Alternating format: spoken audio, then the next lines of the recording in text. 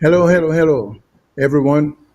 This is Mohammed Chilon talking to you from the state of North Carolina. And as usual, this program is carried on every Sunday from North Carolina. My co-host, they join me from Surrey, the county of Surrey, England. And then, of course, my producer, we need to let people know how we set up. Our producer is all the way in Canada. So we get 3 continents into this broadcast. And here is the esteemed Victor Mengot is on the show now. So I just want for let una know say, as usual, we know the rules of engagement, which is, mutual respect, people calling each other. I mean, don't call each other's name. Have respect for a previous caller and a subsequent caller. Have respect for the host. The host, with mutual respect, will do the same thing, because the whole idea is for come up with ideas how to help the country. As we normally can say, and this show the endeavor. We're not going to say we don't reach that goal day, but with the endeavor for rise or stay above politics, particularly party politics, because politics itself is inescapable. So you must bring politics, because they affect with all lives daily. Although Australian politicians, they affect me, my producer, and my co-host, their life in any way, shape, or form. But we are so dedicated to the country and wanting the country for improve and enjoy some of the benefits what are stable and advanced countries, and they enjoy that we come up with ideas all the time. So we hope that when we call, we will come up with some ideas. Let us rise above the party politics. And so we're able to see things in the national interest, not in the interest of a political party. So with that, I say, thank you also for listening to we every week and joining we and making contributions. So today, as usual, my co-host will introduce himself, but we're going to deal with mostly land use,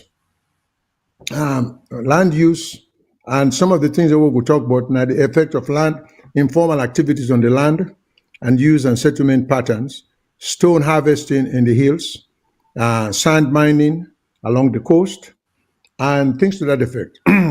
Our recently established land commission, and one thing Sierra Leone is good at, we're good at establishing commission, we're good at naming them, but we're not good at executing anything.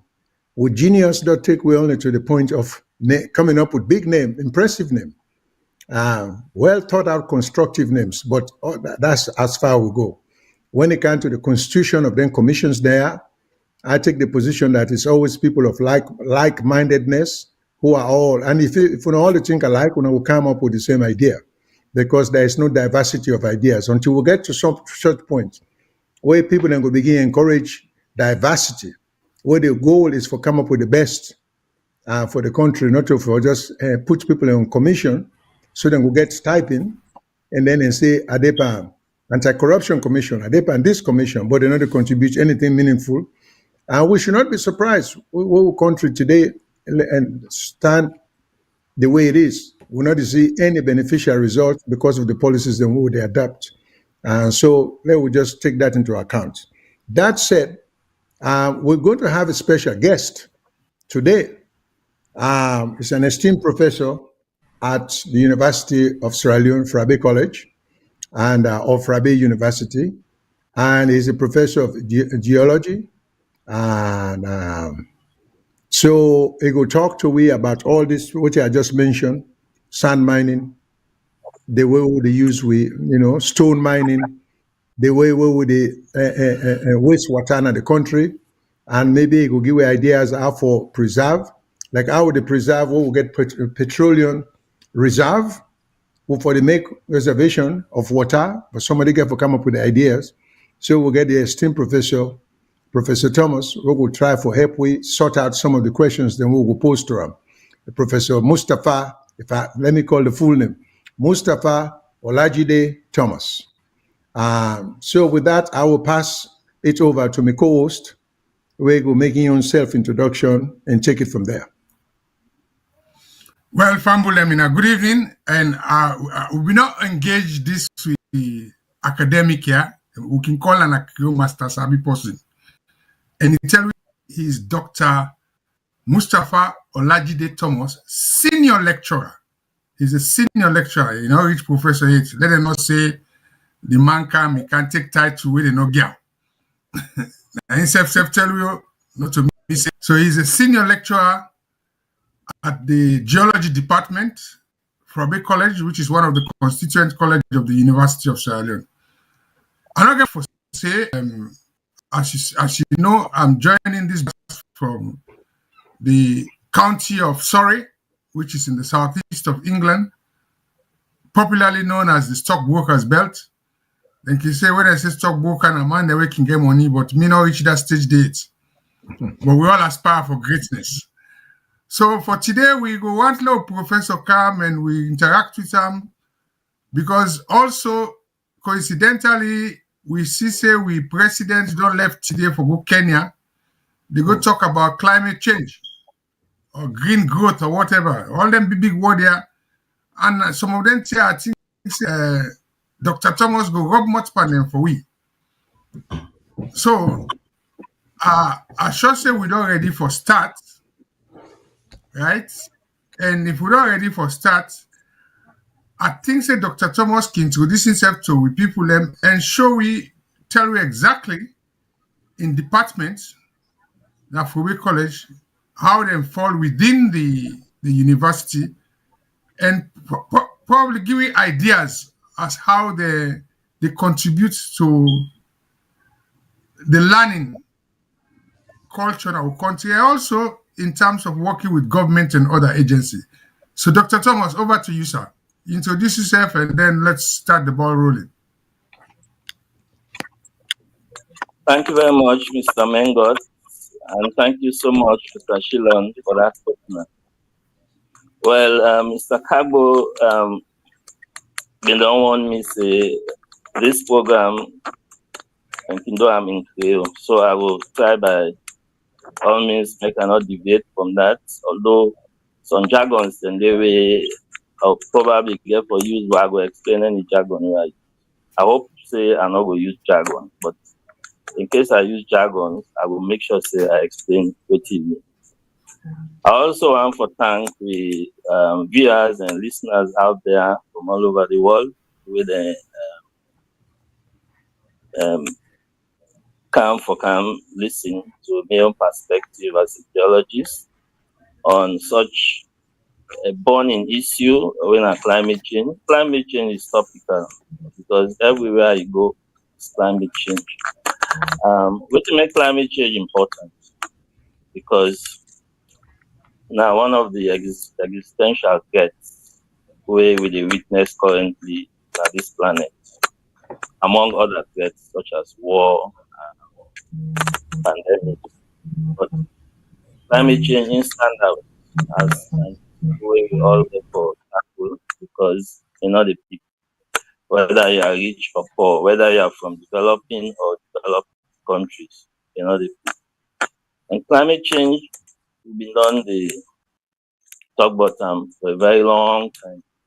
But now we don't reach this stage where something has to be done. And now when you talk of climate action, we talk about action where all nations therefore take to make sure say we mitigate, enable mitigate, adapt to the impact of climate change. Now I want to go to the topic itself, where VOS network and myself, we agree say that this topic we'll get for discuss. When are the effects of climate change and human activities on land use, a geological perspective. Now, there are certain keywords in this topic which I would like to explain. Climate change is one of them, where the main theme of this discussion. Human activities, of course, we can look at the link, um, where human activities get to climate change, and land use. It would have been the other way around. That is, the effects on human activities and land use on climate change. Nevertheless, it can go both ways. So I'm comfortable with that. Now, let me first of all explain the meaning of climate change. Now, climate, as we know, now the condition of the atmosphere over a certain period and at a certain time. When the climate we don't begin experience conditions where we consider to be irreversible, then the climate is said to be changing. And indeed, climate is change at a very fast rate. I remember sometime in the first decade in this century, when they look at climate change from a national perspective, when we been able to do we own assessment of the inventory, we look at vulnerability and adaptation, and also mitigation. So these three working groups were developed by the United Nations body where they look at climate change. And every country is supposed to report on entry aspects. So we look at climate change as something where we will experience maybe by 2021. But in less than 15 years, the impacts are already with us. Now, the impacts are already with us right now. So they look at cyclones, tropical cyclones, the frequency of tropical cyclones, they look at heat wave, they look at bushfires, so they look at so many impacts where, as a result of climate change. The impacts there, we need for first of all analyze them and see where they are coming from and how we'll be able to manage them. Because sometimes it's difficult to mitigate. So if you're able to mitigate, you will therefore adapt or you minimize the impacts. So climate change, it happens right now as we speak. Countries that were vulnerable to climate change include Sierra Leone. Sierra Leone, the Dominion class Sierra Leone, as the third most vulnerable country in the world. And this assessment was done on the basis of certain criteria where they look at. First of all, they look at the location of Sierra Leone. They look at the people that will therefore be affected. And they look at the resilience where we get. They look at the resources where we get for cope with any challenges they need. And say Sierra Leone is least prepared to cope with the impacts of climate change. You look at least developed countries and countries that within a small island nation. Which make them country then consider them as vulnerable. Plenty of them then they're along the coast. And countries that were along the coast, they are very vulnerable. Because one of the impacts of climate change is sea level rise. Sea level rise, it happens And scientists from all over the world, we don't come together when they look at climate change. They don't quantify the level to which the sea will rise when it happens. And it's a gradual process, not just, the sea will not rise just like it's incremental. You can look at periods where the sea level will rise, at the sea accumulate. Waiting to make sea level rise, and because of global warming. Waiting at global warming. Well, before the industrial revolution, the carbon dioxide in the atmosphere been stable. It's been stable and will not be getting problem. But when industries then begin to develop, you'll find out say then they emit carbon dioxide at unprecedented rates. So the volume of carbon dioxide in the atmosphere begin for increase. There are other gases what we call greenhouse gases, where themselves they contribute to what we call global warming. They include methane and nitrous oxide. But let me talk more about carbon dioxide, because carbon dioxide appears the most important greenhouse gas. Carbon dioxide na gas wey we dey exhale when we dey breathe, and it also present in the atmosphere. But the use of fossil fuels, that is petroleum products, oil and gas, with coal, when them fossil fuels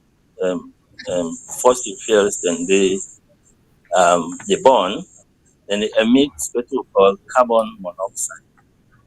Carbon monoxide will quickly convert to carbon dioxide when it's exposed to the atmosphere, because oxygen is still a part of the atmosphere.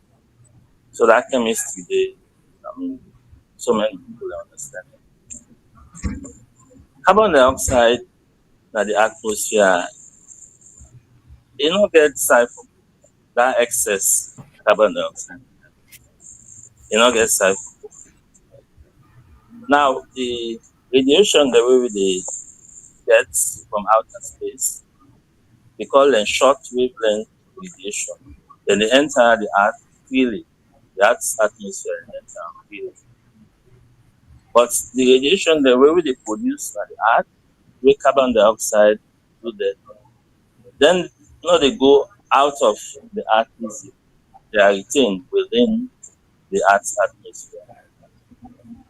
So they produce a kind of thermal effect where you can liken to a greenhouse. What's a greenhouse? A greenhouse is a structure where you direct, where you do gardening, maybe vegetable gardening, fruits and all that. So I'm there winter. Winter and harsh weather condition at some point. You'll find out say during winter all the trees and the fruits and leaves because the weather condition is too harsh. But people they'll continue for eating fruits, they'll continue for eating vegetables.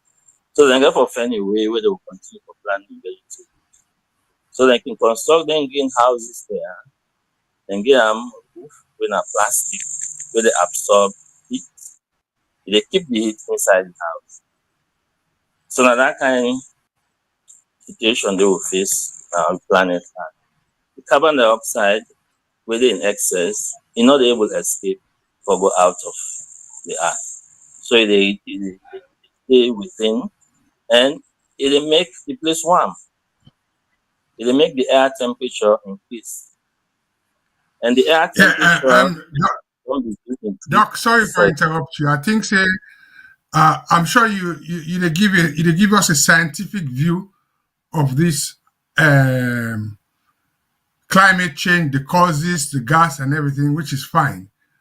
But probably not because of the way I shaped my question. What we want to look at now is to say, okay, we want you to give us a critical perspective of human activities and how they affect climate change. I think, say, for put it in perspective, I don't know if we technical team the Yerewi, for all get an in, I think so we'll get a video, we'll all start with that, we'll go and play about people the way they do stone harvesting, because then it link directly with geology. And we can start from that because, I mean, more or less, yeah, like what we want to talk now, like the human activity in terms of the land use and everything, and how then they affect, things to do with climate change. Sorry about that. I think say then they will make viewers understand more because these are more or less of man-made activities. I don't know if we We fumble and so see. Last week I can do this thing here. I'll not be able to do them well because you get soldier man the way they did here. You see out in the court we take them. Una see, una they already machine them where they go. The saddest thing about Sierra Leone, these resources that are taken from we, the Sierra Leoneans are not enjoying it. You see the Chinese are coming in here, or foreign investors. Look at the road that you access. This is the road that you access where these logs, or let me say this granite are caught. You see the other one in Rwanda? Are not go actually able for go closer because you get soldier mandate. This not the road. If you say you let the people where you can put them, we get what you call corporate social responsibility. But none of these are met. Look, you see how the place bad? So it is as rough as any other place. But the people they not consider what we. Now so then they take we resources then they go. Just imagine that one day we see under. Una they already machine them.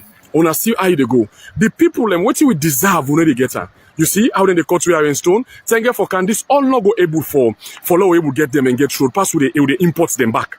And when they cut them so, if the people self they enjoy from it, but this place not get light, look how you the access come inside. Can you imagine? Look me fambulem.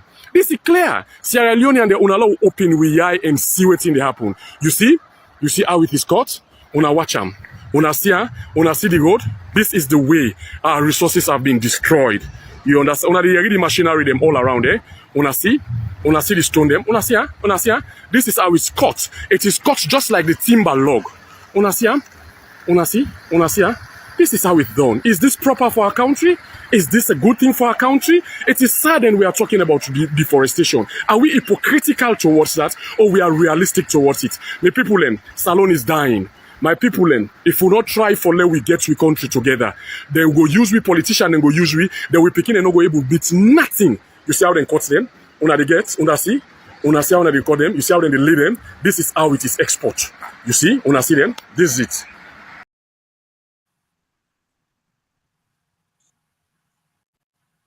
Okay, thank you very much, Mr. Mengot, for that video. I'm sorry if I've been appearing for being too scientific. I've been just want to explain briefly. Professor, can you hold just 1 second, sir? Before you explain, let me just make one brief announcement. For we callers and we listeners, I want you all to know the lines are open. So if you get any question in between the explanation of the... They develop, you want make them do them on a sustainable basis. But it appears as if we don't get the right strategy for developers.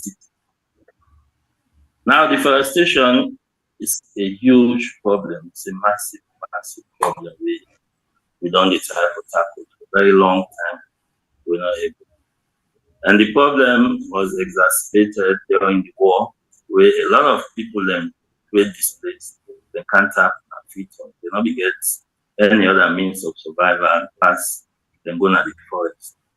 Even the side where I did for the college, the forest itself, we see a lot of repelling, we lost a lot of wildlife, including some rare bats, rare mammals, as well.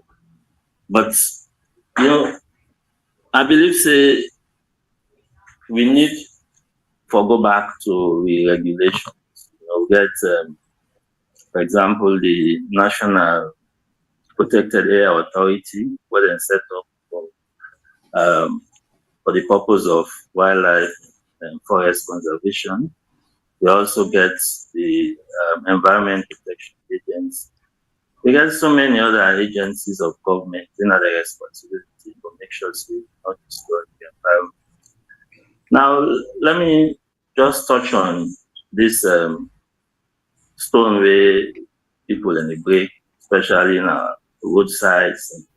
You need stone because the reason why they do all this. Professor Thomas, can you hear me, sir? Professor Thomas, can you hear me? Can you hear me? I can Mr. hear you. Sheila. Okay, can you hold off 1 second? We get a caller because we show can be interruptive sometimes because people can get questions. So for accommodate everybody, just hold your thoughts. Let we see which question this person gets in mind. Hello, caller. What's your name and who side to call from? Hello, caller. What's your name and who side to call from? My name is Abbas Kanu. I call from Lumley. All right. Thank you, Albert. Mr. Kanu, thanks for calling. We appreciate you listening. So go ahead. Please remember, make your points them, get them all together because you only get 3 minutes. Forget all your points together. Okay. But if you're not able to make your points in 3 minutes, just go back and call back. Now and WhatsApp line, you go continue what you will get for say. Okay? Thanks. Go ahead. Okay. Yeah, what are the traffic acts now? Because like example, like what this boss man be the traffic, I not be the get them. But if in the video, right now the video, now in the thing or what the man be the traffic, because the boss be the talk, you know the loud in voice, you know the get them. Okay. Okay. Now with the first, yes, let I just make a distinction. Okay, it's not too bad that you not get them because if it does tell you about climate change, how what in the cause climate change, like the place gets warm so much, we get all them flooding, the climate does change the way everybody aware of. Then they get into the scientific aspect explanation with respect to carbon monoxide, carbon dioxide, and fuel forces. Fossil fuel, such as coal, gas, oil. If it doesn't explain to we how all engineer get something for do, which making the environment warmer. So you not miss that much because now we get into the real thing in terms of because the question when co-host posed to them, may co-host say how we much among them, how would they contribute to we own discomfort, what would they go through, how would they contribute to climate change. So now that they get ready for explain. So we show a video just now where we would show where the one would give access to the Chinese them. Then they come, then they're not the only caught with stone them, like how would they broke the stone them. Then they scientifically caught them in a way like block, like timber, where then the ship are now where they overseas. When I say overseas, now American, now Italy, now all other places, where then they refine them and then becomes a top quality thing like diamonds. So they will show that video there. So the professor they get ready for explain to we how that the effect way that they do, because these are all we own assets then in the country where we just give foreigners them access to. And once we deplete their access, then they will just sink more and more into poverty. So that's what the professor. So if you just stay on board and listen, he's just getting ready for start. Then I interrupt him. So if you don't mind, you can call back. Okay. Okay. All right, Professor, go ahead, sir. Okay, thank you very much, Mr. Mengot. As I was saying, we make some big mistakes, or we don't make some big mistakes in the past. You know, they witness what we call urban sprawl. That now way the urban area they extend, you know. We seem for the expand up the hills instead of we they go towards the sea. And that self don't create a lot of problems.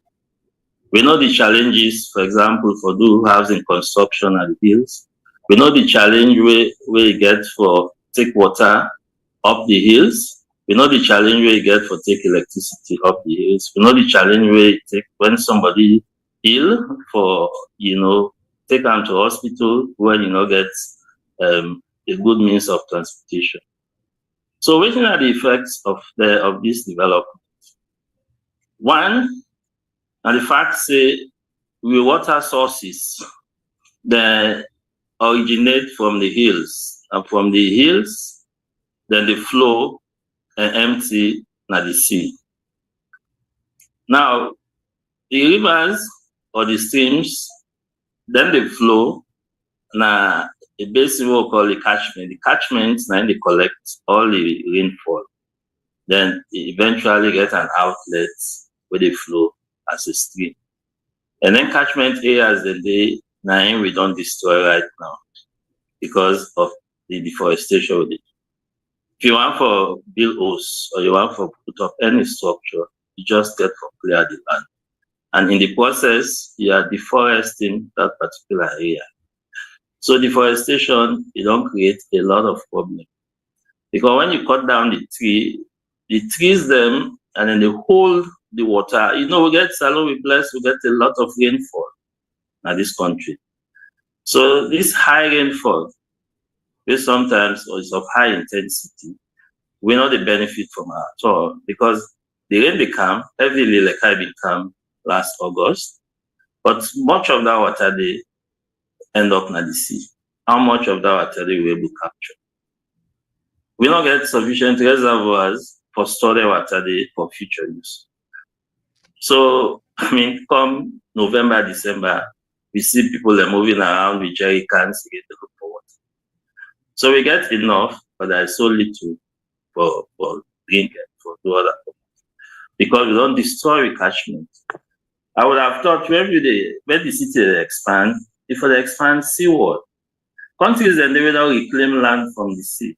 They don't reclaim land from the sea. It's much easier because there it is relatively flat. You will do any development. You will able to connect water pipes, take water go anywhere you want. Electricity supplies. You will construct roads, you know, without difficulty.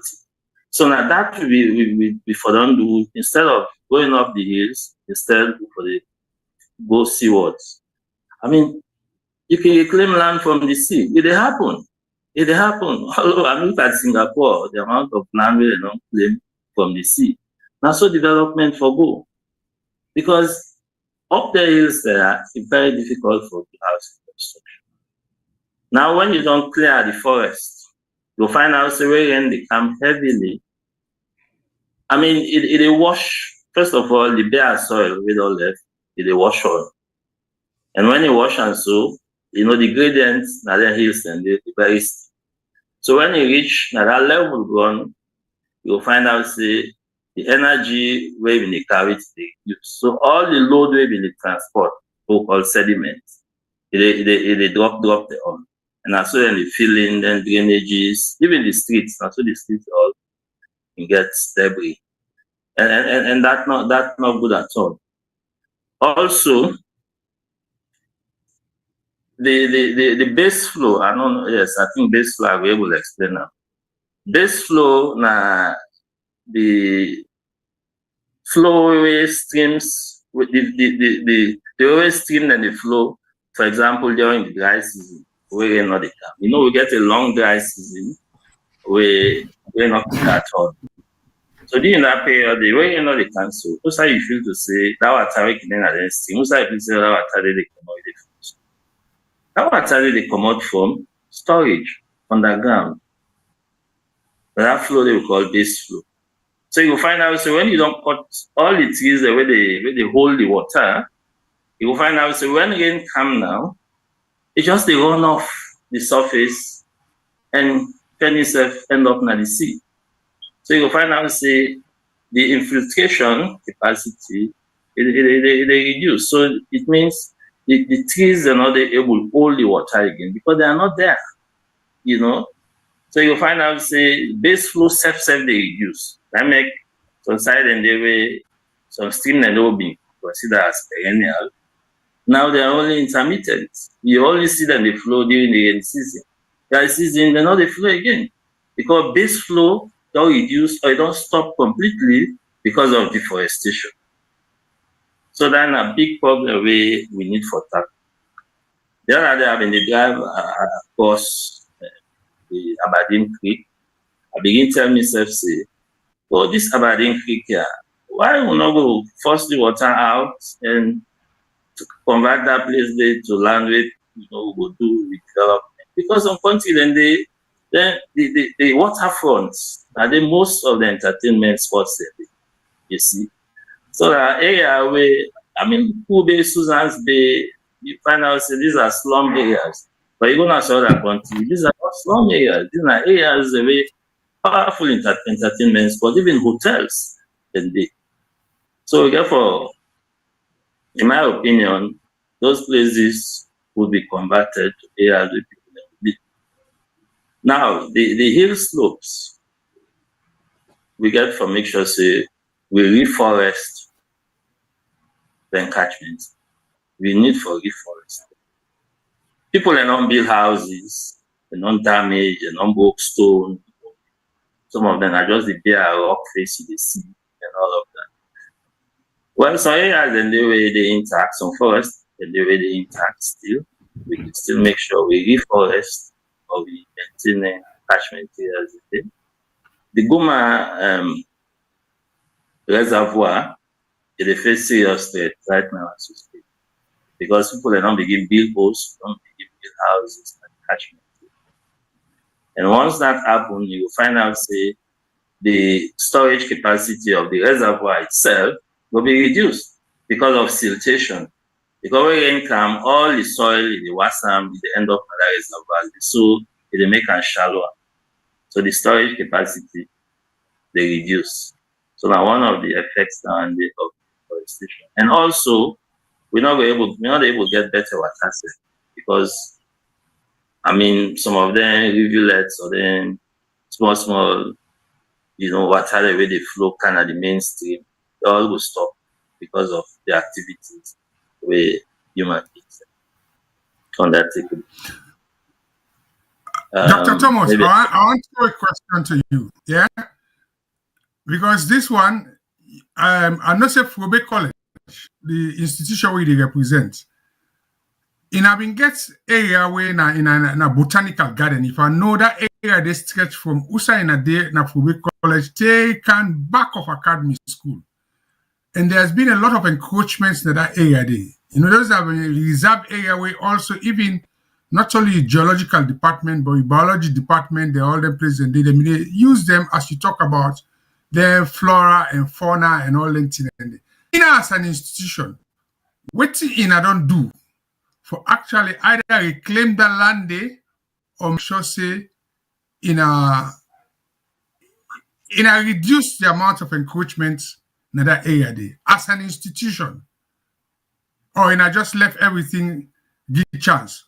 And how they work with the agencies the way they talk up, like the National Protected Area Authority, the Environmental Protected Authority. And recently we see say they may not get people the way then they call forest ranger. So you can go much pandan this small to be. So I talk to you because you did it my way. So what thing I don't do and how we go do it now for cut down the activities then they make sure saying I get back the facilities and land we've been there in a possession.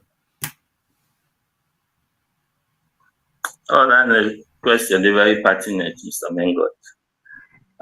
We know say unscrupulous people them can try for encroach and for college land. And the college authorities themselves can try for evict them. Usually they can just demolish the structure. But again, that is very expensive because they get for pay security, the security people the way they do the demolition. Give them some inducement. I know say they give the inducement for the demolition. But I can always come back.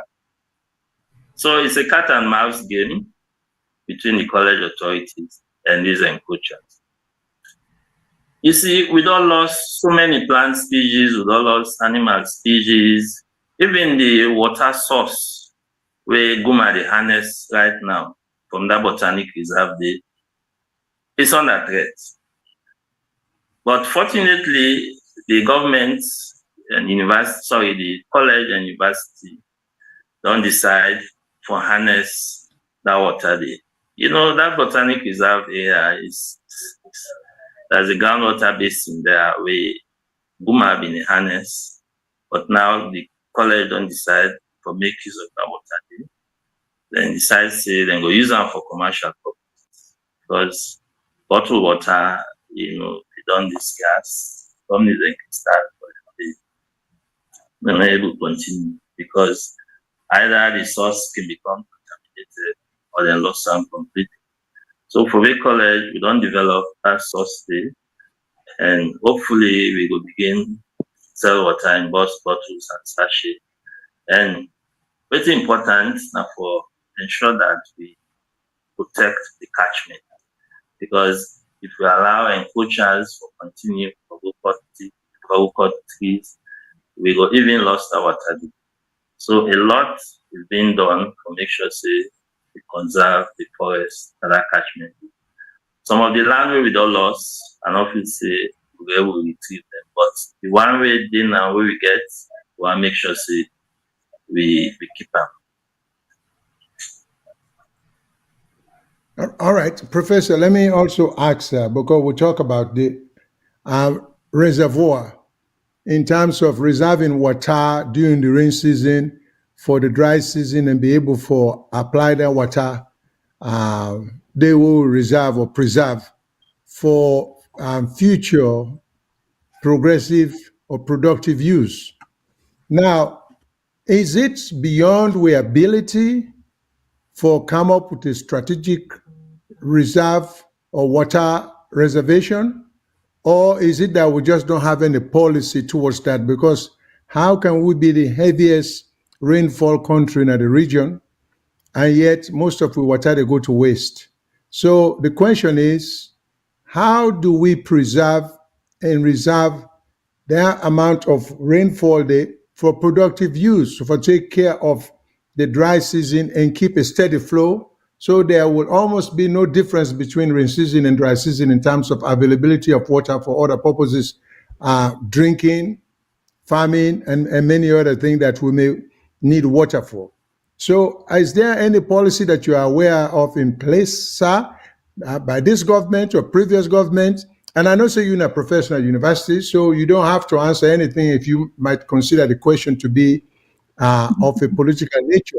For me, just one normal for just ask in terms of, do we have any policies in place? Because we can bring all them points here out. Unless policies are put in place, just like how you talk, because if we continue the trend, the trajectory that we are going now, in terms of allowing people for encroach, and destroy the encroachments that we talk about, well, in a 1 or 2 or 3 more generations, we will be extremely out of luck. I don't even know. I think we'll be way below poverty, because, and we're not going to blame anybody, because we are, like that make you a professor, that make me a lawyer, that make Mr. Mengot an engineer. So we will land them book here, we say, we for be held to higher standard of accountability. These people should not be coming into government just occupying positions, not making any contribution to the system, but just becoming what I would consider excess weight, thereby sinking the country further and further down.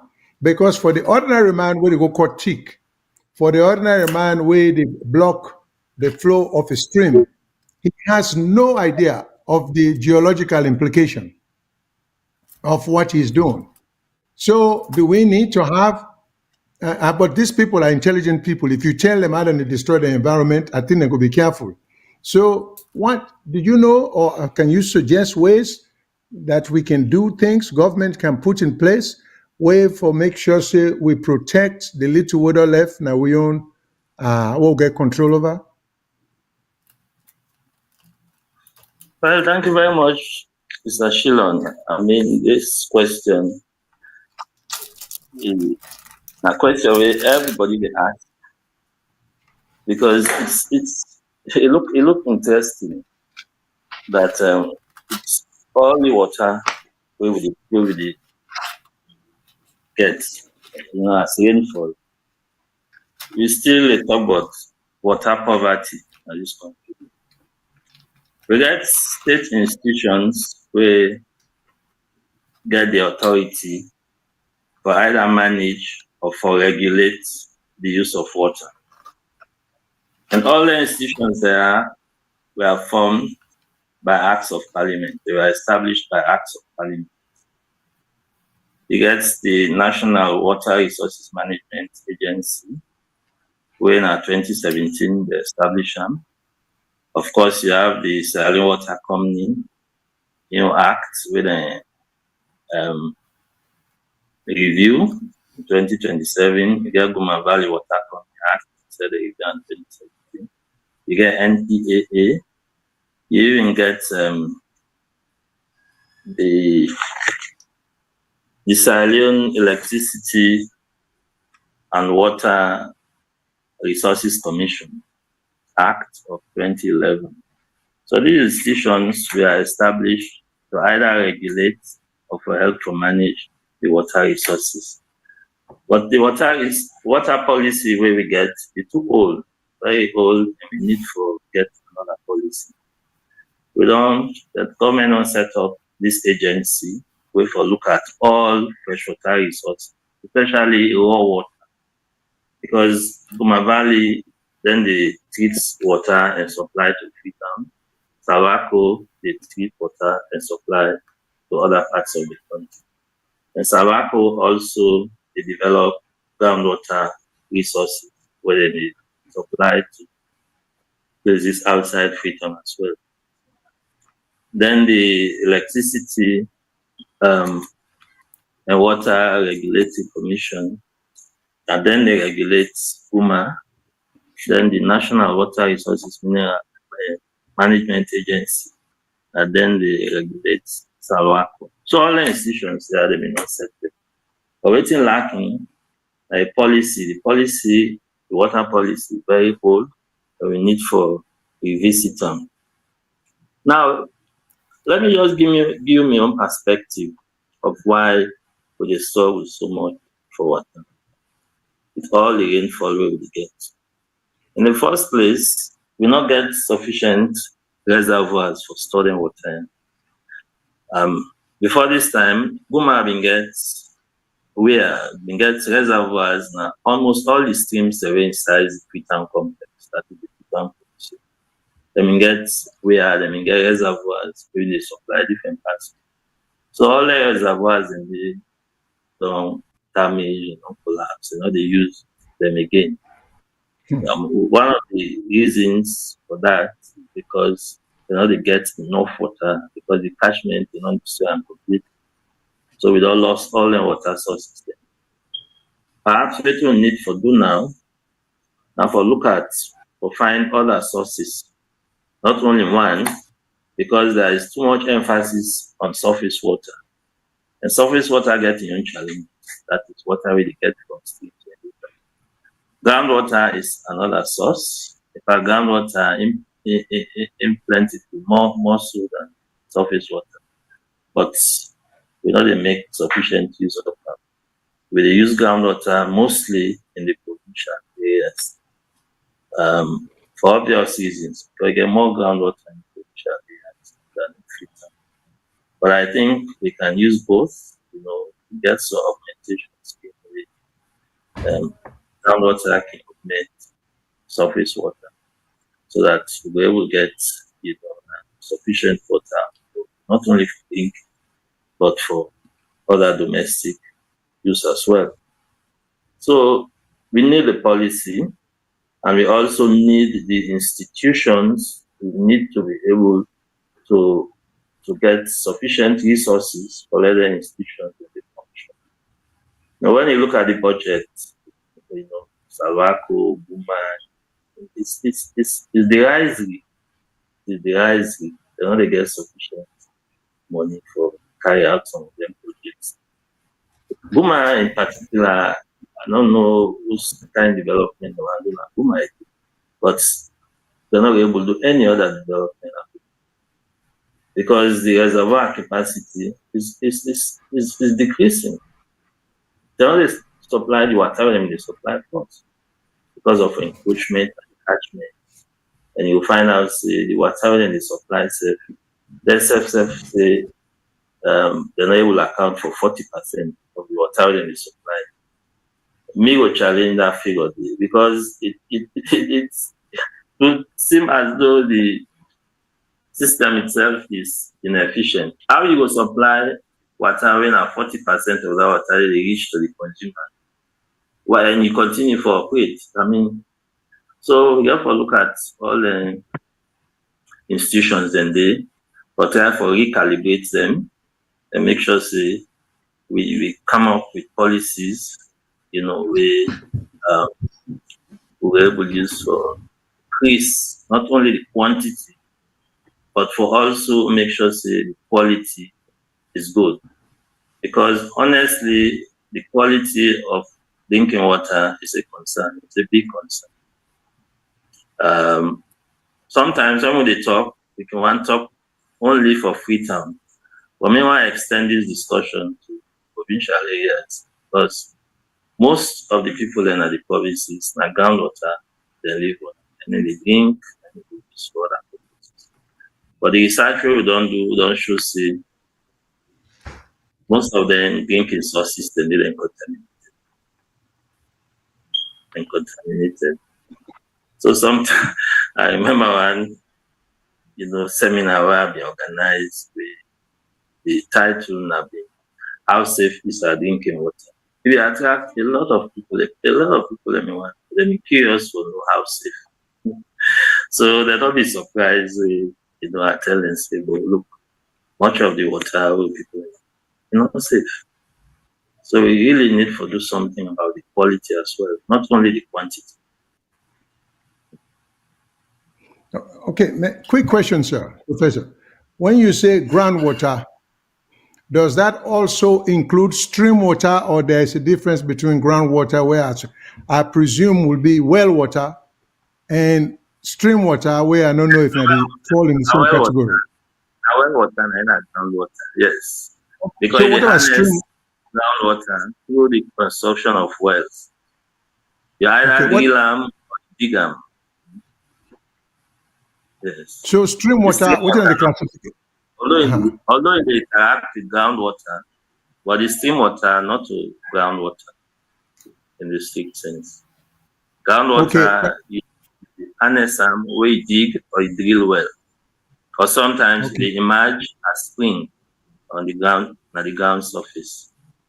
Okay, because I asked the question because in both they utilize them much. We get spring sources all over the country. Recently, we've been doing a study where we identify the spring sources where we feel safe and we're able to provide drinking water for hard to reach communities. So yes, we get places like Kono, Kailang, and Koinadugu, they get sources where community they use, where the quality is okay.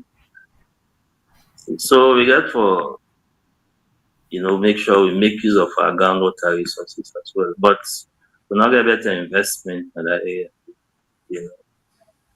Recently I've been trained some wash professionals, that from Salvaco and other institutions. But now then they tell me say then just sit down. There's nothing to work with. They don't get any projects where they will go apply their skills. So we train them, perhaps they can get other job, then they just switch. So let me not just train them, help make sure say we give them work to do. There's a lot of work to be done. Mr. Mayor, do you have any question? Yeah, yes. Prof, Doc, one thing I want to just to ask you, yeah, as an institution, and I believe say the geology department is one of the primary department for that area of work in to what extent the government or their institutions say they come for seek in a professional guidance where they do the regulatory aspect here, and also the way they develop policy. Because you talk say that is a key challenge. I just want to tell you, even if you're not country now, what contribution INA will make as an institution? Because one of the things that we get our country is that there's not this link between academia, industry, and government. So how best can we develop that I'm sorry, partnership? Mr. Mengot, the line they break from your end. I know that. Please repeat what you ask, please. You hear me good now? Can you hear me now? Not quite. Okay. Can you hear me now? Yes, I can hear you. Okay, what I'm saying, I want to see like how best INA as an academic institution can work with government, industry for actually improve regulation or develop policies which will benefit every Sierra Leonean. Yes, we always, they accept the challenge where they throw at us for work with them. We don't work with governments, we don't work with NGOs, we don't work with a lot of institutions, We don't help for give water to people people all over the country. Me, in particular, I don't work all over the country. Even in Thailand, we don't give water to communities all over the country. We also don't work with Sawako, we don't work with Puma, we don't work with all the institutions where, they supply and manage water. But, government itself, therefore, know exactly whose side they want to take the water. Because we need the vision, we need the vision, and we need somebody who will able to help realize that vision. And we need for build institutions. We don't get enough institutions. For example, educational institutions, we don't get enough of them. We need for get institutions. We not only they look at the theoretical aspects of water development, water engineering, but we also need institutions where we will train people them but how to develop water resources and how to make sure they get to the consumers. So there is a gap. There's a big challenge where we face right now. So we need people with a vision. We need for network with other organizations. We not been get a fully functioning hydrological service in this country. So the World Meteorological Organization they appoint me, with all humility, as the advisor, So the first two meetings in Africa where I attend, I was so embarrassed for not how far, other countries they don't reach in the development of water resources. But now we get an agency where gets qualified people. So an office of consider ourselves again as outsiders. We should be in the mix now. We serve for they do things with other countries. We go grow the sector. And there isn't much synergy with institutions of Ireland, and will only contact you as a consultant. But we're not involved in some of them programs, especially advisory or whatever. They're involved with, maybe they're not sitting with. I believe so we get expertise where we go able can bring, for help for develop the water resources sector. And as we talk about water resources, we also for talk about the bad side of water, because water can also lead to disaster when it gets excess. That will bring me back to the climate change issue. We get the climate change secretariat where they put together reports, they assess the vulnerability and the preparedness for cope with the impacts of climate change.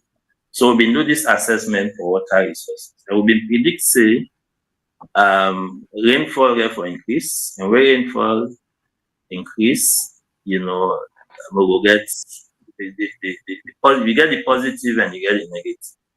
Where you get increase in rainfall, the positive is there will be sufficient water available for domestic and other use. But when it comes in excess, also it can cause flooding. It can lead to flooding. So we get to know how we will manage the excess water.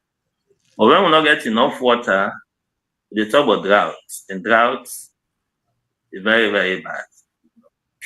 Like country, it lead to a lot of deaths, and we all know countries in the Sahel where they face drought because of insufficient rainfall. But fortunately, we don't get that problem. They get sufficient rainfall. It's how we manage the excess water. Seem forget develop the strategy yet. We're able to manage the excess water. We are ready. We get the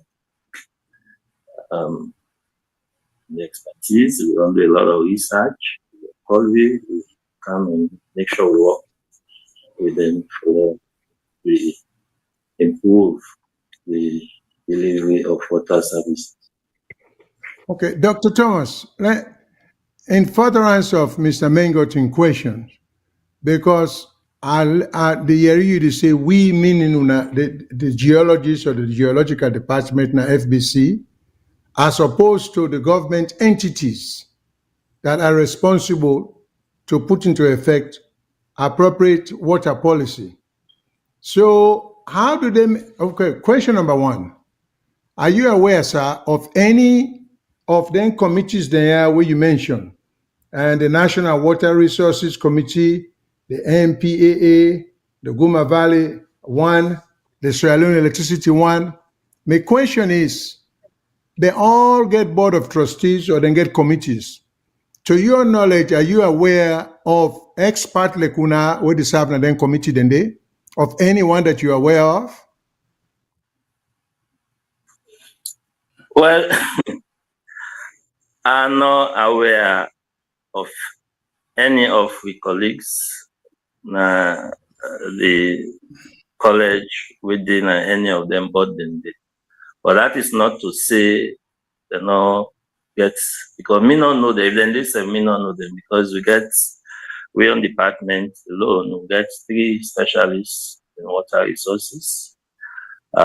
Civil engineering gets as well, but no, I don't know of any of who within them, Okay. but then the committee. Okay, as a follow-up to that, you can only work with them as consultants.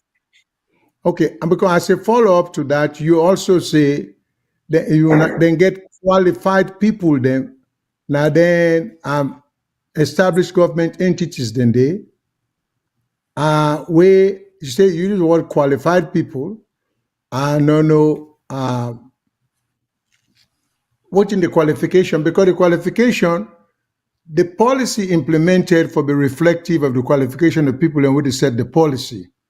So the other question I get for ask you, what actions are you aware of that have been taken for prevent erosion or waste or depletion of what you would talk about now in terms of, say, we stop what did they go wrong? What policy do you know of in place? Or let me say the past 10 years. We'll go lead you for belief, say, the catastrophes then we would see, mudslide, flooding. What policies are you aware of that is in place what will prevent that from happening in the future? Are you aware of any such policies? Yes, you get the National Disaster Management Agency, where they established in 2020. There's an act of 2020, where their responsibility to manage disasters. Disasters, for example, the natural disasters like landslides, flooding, bushfires, a lot of other forms of disaster, the way their responsibility for make sure to be managed. Then self-get specialists them, they help them do their work. And they're not able to identify areas then where they consider as disaster prone areas. Then they pay particular attention to the area they do. And then get for the visible, let the continue waiting and do. That's very important. Because they do something that you corner, nobody knows what you do. But if I let them say come out, they come explain to the public what they do. So the public will ask questions, let them know who that them for turn to, where they face with disaster, and let them be assured say they will be able to get support. So that now one. But EPA self-day, EPA when are the Environment Protection Agency, then self-day for help to protect the environment. But then God forbid very proactive. You know the way today something happens, then you want to say you have to manage them. I believe say disasters can be prevented. I believe say some of them problems how they get with water quality, they can be prevented. Some of them problems how they get with flooding, these are problems that can prevent. So what is required is synergy. And also we as academics, we do a lot of research. We're ready for share research findings with them. And some of their research findings they can develop policy briefs where they can help for use for change narrative. I believe say if we all work together, we're able achieve or we will change the face of water resources in the country. Mr. Mengat, go ahead. Yes, sir. I know one thing. I guess a cliche work you always use. We I take from we national anthem. The hills and the valleys are echoing our cry. In the hills, we get the stone harvesting, and I think say there is one. I don't know if we technical team there. There's one blog where they put about this activity of stone harvesting. If my technical team there, if they can play that video there, Lord will first of all assess the activity and see how we can reduce that impact or control them. I don't know if the technical team they which they asked for. Yes. Sure. Yes. The stone mining, I'm not too comfortable with that term, stone mining, because essentially when you construct houses now the hill slopes, the hill itself, like a rocky. I mean, you just get for broke stone, and sometimes they're not get the right equipment for do the quarrying, because the process itself is called quarrying. First of all, you blast and then you crush. What then they do? Then they use tire, then they use wood, then burn them. The rock face they crack. Then they get out the chunks of rock with them. They don't separate. Then crush them, or then they reduce them to smaller sizes. That then they do. But some of them, when they get then boulder, then they can go reduce them to rock aggregate where they sell. But I believe so when they construct, where they put up a building at the hill slope, you just get for books. because it's stone all over. You see, but there should be a policy. I don't look at the new mines and minerals development. You know, in some countries, you find out, say, this quarrying, then consider as a mining activity. So they put them at a mining lot. But I think in my own country, now the Ministry of Works, they are responsible for all, they regulate all quarrying activities.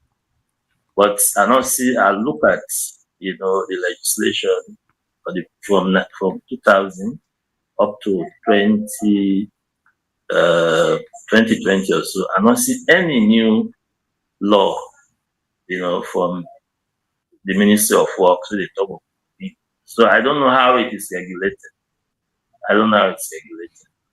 Because usually when they remove them boulders, then they expose they go on to erosion, and sometimes them boulders then they can just roll over, then go cause them. You know, so that stuff is hazardous. They have to. Since you upload the work get 7 to 8, work starts. The work starts? Yeah, till evening. Okay. Everybody. Only one meal per day? Meal for a day. Okay, okay. Only one. So no breakfast? No breakfast. Okay, no coffee. This is what you use for cleaning? Yeah. It looks very green. Yeah.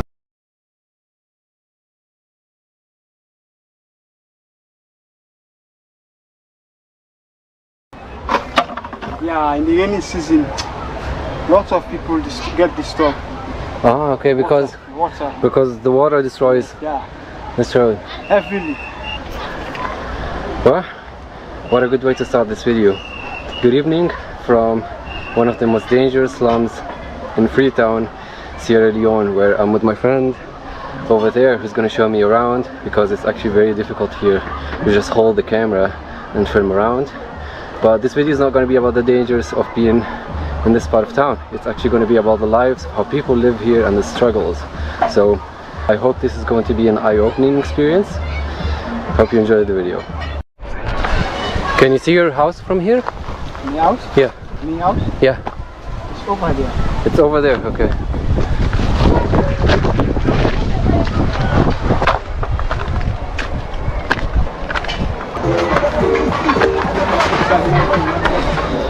Okay, so the first thing we're gonna do is we're gonna get the water. As you can see, there is no pumping system going up and down, so it's hard to get the water up. And the only way to get the water is to take it. Okay. So we're gonna go to his house. We're gonna take, what do you call it, no buckets? Okay, what he said. And then we're gonna go and fetch the water and bring them back to the house.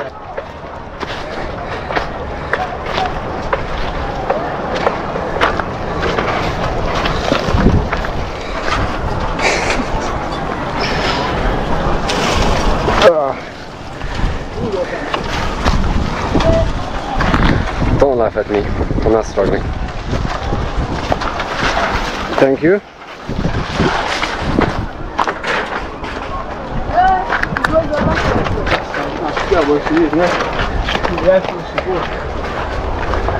Oh man, it's windy. Oh, this is your house? Yeah. Okay, okay, true. I recognize it now. Okay, so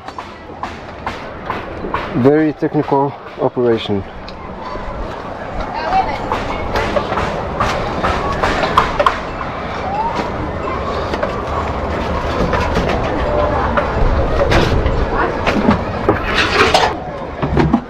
Okay, so this is where we're gonna put the water. Only go to one. Only one? Yeah. Okay, you don't need two. I need two, but distance. Distance? Yeah. Okay. You don't think I can handle it? Okay. Okay, let me. He's laughing at me.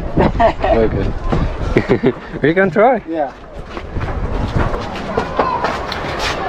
I'm still not sure exactly where we're gonna get the water from, but he said it's somewhere maybe over there. But I have to say, we have a pretty nice view from here.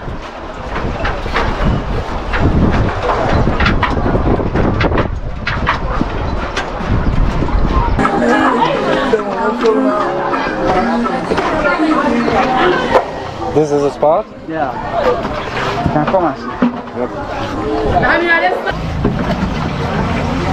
It's from the ground. Mm-hmm. The water is from the ground. Very nice.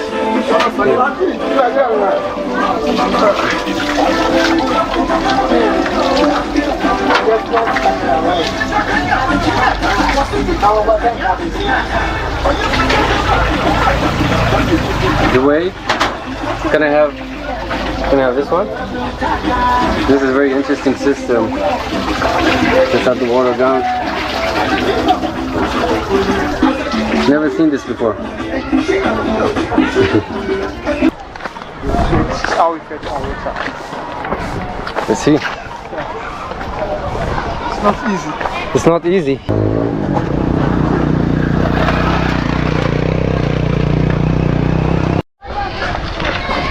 Right, now let's go to the... This one is the mine, where most of the men here are working, cutting stones. And this is where we're gonna go next and see how the people work there. Yeah, This is how... this is how we prepare our food. This is the coal pot. Okay. Dump the coal here and make the fire. These are This is from an scrap old... metals from Yeah, these are... a scrap metal from a television. This is very interesting because this is from TVs, laptops, TV, and everything. laptops and all that. Okay, Monitors.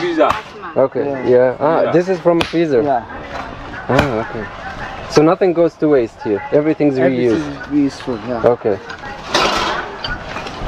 And how many a day do you make? For the day, how much you make? 10. 10 a day. Yeah. Okay. As you can see, the man make and the woman go and sell. Ah, okay, okay. So he makes them and then you sell them. Yeah. Okay. And do you sell them here or you have to go to the market in Freetown? Yeah, you have to go to the market. In the market? Yeah. Okay. That's very hard. I'm finished now. So this is finished. This is And where this we set our pots to prepare our food. There's basically no employment here.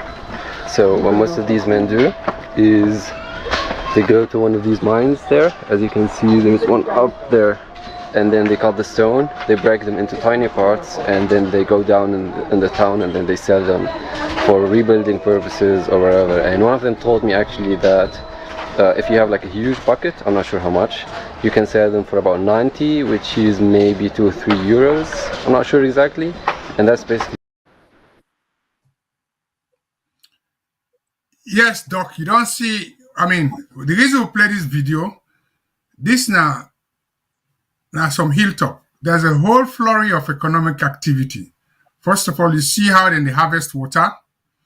You also see how then they do land occult and stone harvesting. How then they broke stone for go sell dung.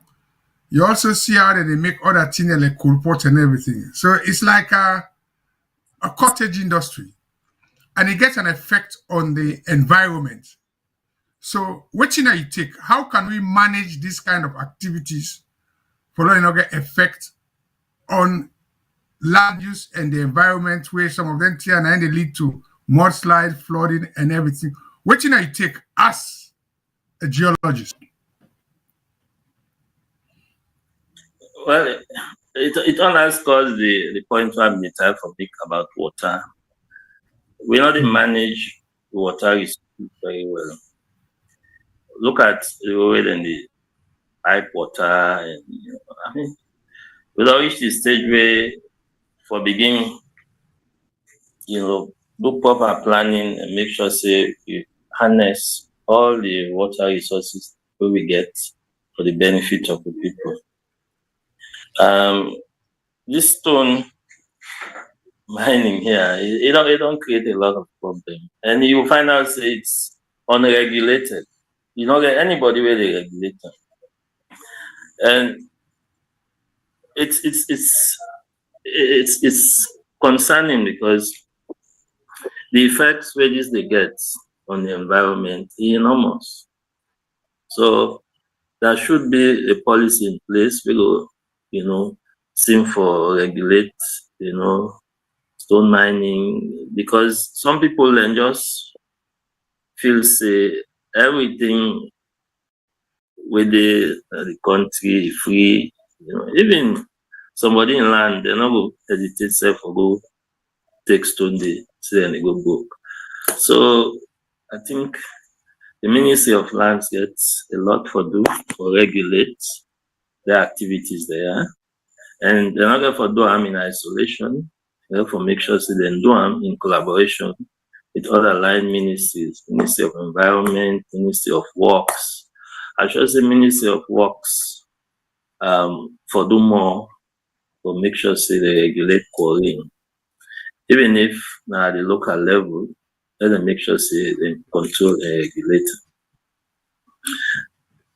The hills, not to say good for habitation, as I say. When you get money, it's fine for living at the hills, but for that poor man, that person where they struggle, no, the hill slope not to side for live. Well, some people might argue that you go down at the seaside, then slum area even worse. Yes, even worse. Even then slum areas, then they like cool base lands, they other place that we habitable. A place that we fit or put up very powerful structures for the entertainment industry go like, because people like then waterfront area then they for go relax, get a nice sea view and all of that. So we got for friend in middle ground. Those I want to talk about sand extraction. Very important. Okay. Yeah. That's fine, because I can take a lead to that, because now the next thing that I don't talk about the hills, and the hills, we don't see the hills, the echo, we cry. Now we go to the valleys. When are the sand part. Before you go, I mean, under the local government 2004, we realize say now the local authority now they get for give license for sand harvesting, right? But that it already changed, because then are some of the devolved government. How could you manage this activity? And also this activity, both the stone then at the hills and the sand at the valley, now as a result of demand for building materials. So how do we manage this activity? And do we have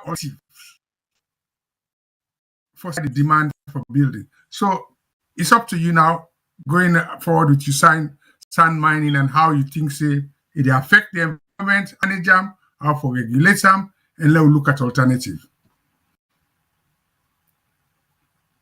Well, we will not come up with a solution. Some people will feel to say we're able to take the pressure off sand mining. When are the use of clay bricks for building construction? We get a lot of clay deposits in this country, but we know they produce bricks. Countries that we get where they endow, these clay deposits, and they make use of them. Of course, UK, you all know most of them council allows these bricks and take build them. And UK, they don't get hard work. At one time, we been get clay factory in Freetown. What's happening? Yes, we been get clay factory now. We been operate. They produce bricks. They fire bricks in a clay factory, and they use local materials. So we can revamp that industry there and make sure say we utilize, because you can find clay everywhere in the country. Now, two types of clay we get. You get what to call it in situ clay, when a clay where they develop, now the rock where the rock weather, the clay they left there. Then you get the transported clay. This is a clay material where rivers and sea they don't transport, they go deposit elsewhere. So we get sufficient clay deposits who we use for prepare bricks. That could take the pressure off sand mining. What you will need sand for now and for prepare concrete and foundations. But the block itself, not clay bricks, so you see, so we need for change with strategy. Let's make sure say we explore that industry, the brick making. And they will take the pressure off sand mining, definitely.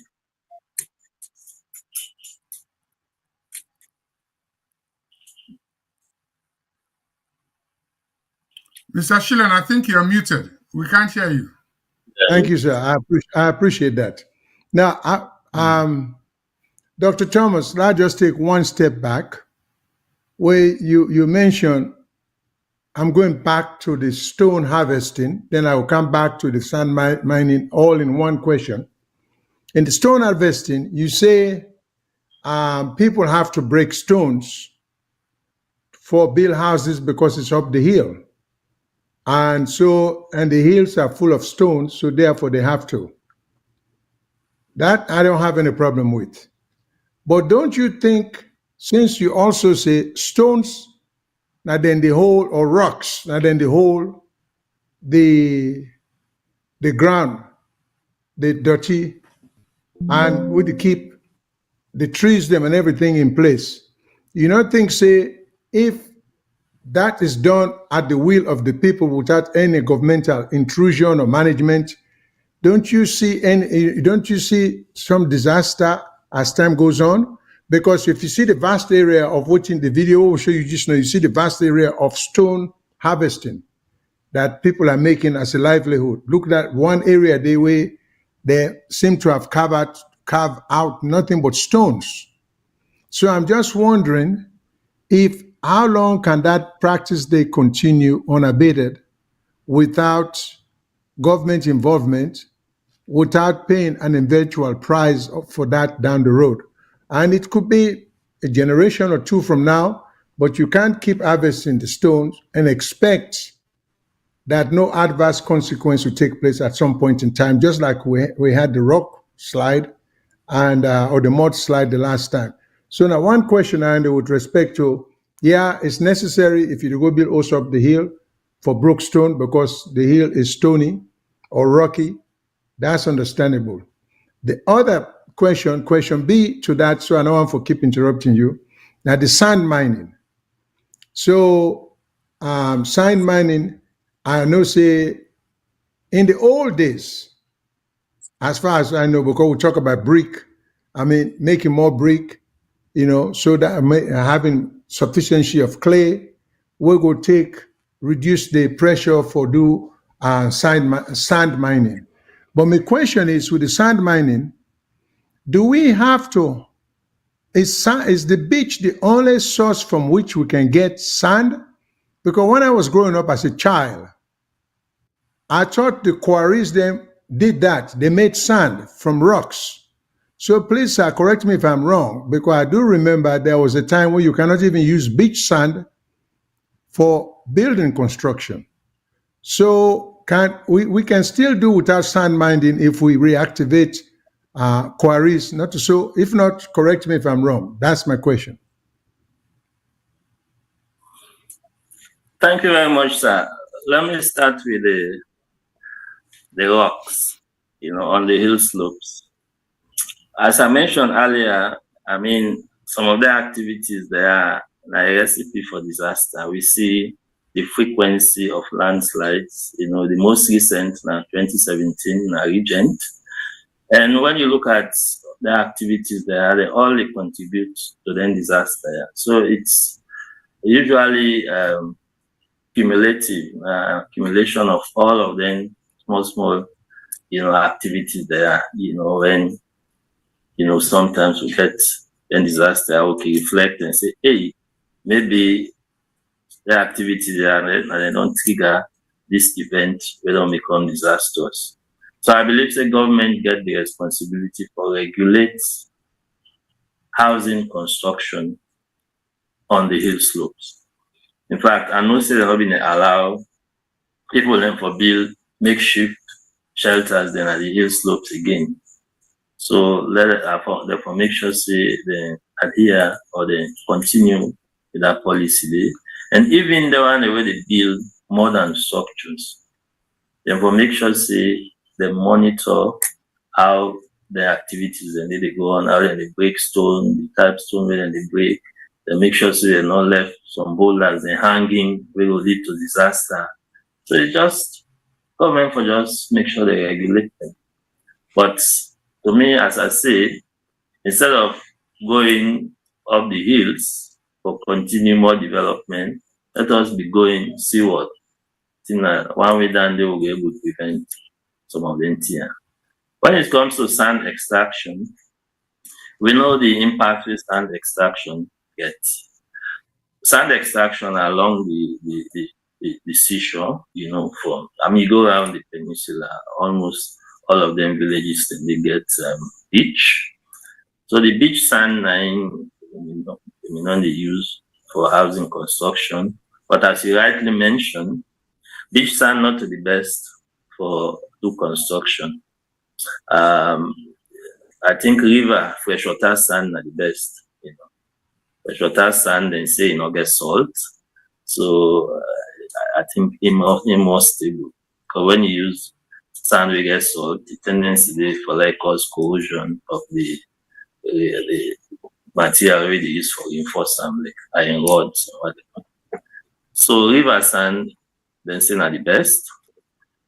Now, this then sand there when they extract Hamilton, John Obey, and some of them villages. You find out when they don't extract the sand, when they see they encroach, they come inland and can cause problem. The then sand and they regenerate. After you don't extract, then you will see more sand character like nothing will be happening. So the rate of regeneration can be slow to the extent that some areas they say some areas they will not be exposed, they are now exposed to the waves of the ocean, and it causes a lot of damage. Go around what's called this village near Laka, Ogu farm.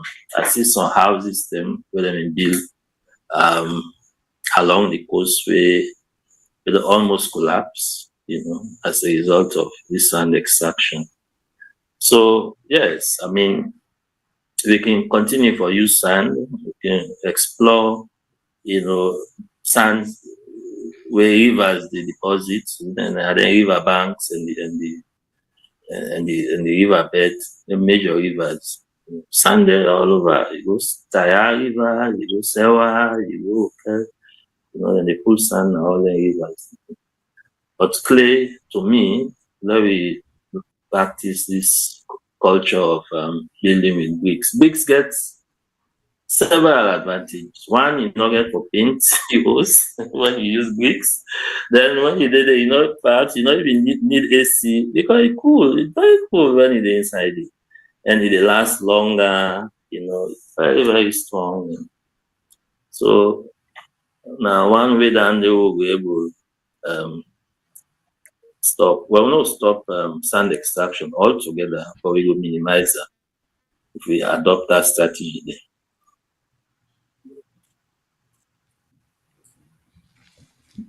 It appears as if, I think, with respect to brick construction, there are one or two companies existing now in Sierra Leone. I think almost around the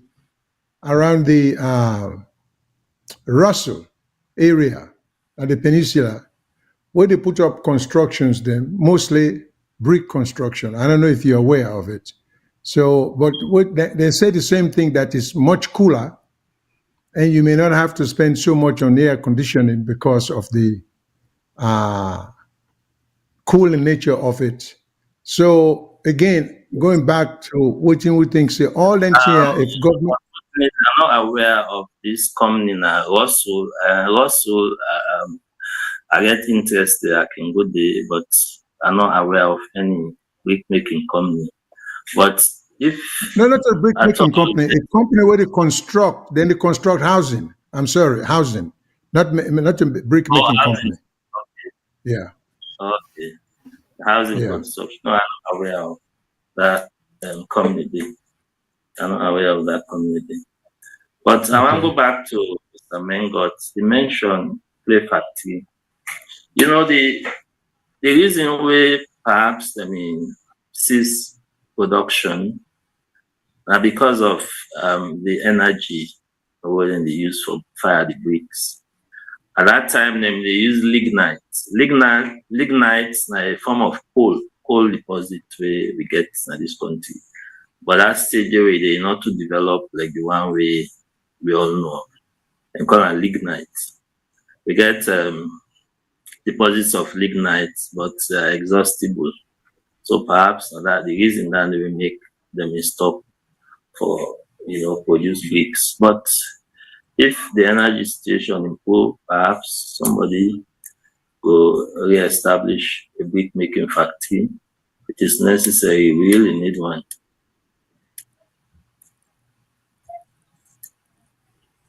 Yeah, Mr. Mayor. Okay, Doctor, with all this talk we don't talk so now, let's look positively, right?